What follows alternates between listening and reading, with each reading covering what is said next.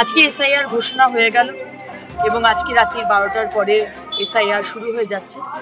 আরও 11টি রাজ্যের সঙ্গে সঙ্গে পশ্চিমবঙ্গেও 12 নম্বর রাজ্যে এসআইআর শুরু হয়ে যাচ্ছে এবং ইলেকশন কমিশন খুব পরিষ্কারভাবে বলে দিয়েছে যে কারুর বৈধ ভোটার কারুর নাম যেন কাটা না যায়, সেরকমই অবৈধ কোনো ভোটারের নাম যেন ভোটার লিস্টে না থাকে। বিএলওদের ট্রেনিং শুরু হয়ে যাচ্ছে এবং 4 নভেম্বর অবধি এই ট্রেনিং চলবে এবং 4 নভেম্বরের পর থেকে কাজ শুরু হয়ে যাবে।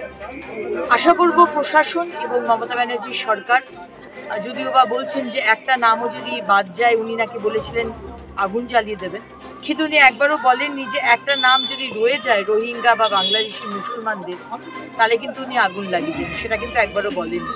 কিন্তু তাতে কিছু এসে যাবে না, কারণ স্বচ্ছ ভোটার লিস্ট তৈরি হবে, এটা বাংলার মানুষ চায় এবং স্বচ্ছভাবে ভোট হোক। আশা করব ফেব্রুয়ারি মাসের 7 তারিখ যখন এই পুরো প্রসেসটা কমপ্লিট হওয়ার কথা, বাংলার মানুষ এবং আরও 12টি রাজ্যের মানুষ তারা যেন স্বচ্ছ ভোটার লিস্ট পায়। অনেক অনেক ধন্যবাদ ইলেকশন কমিশন।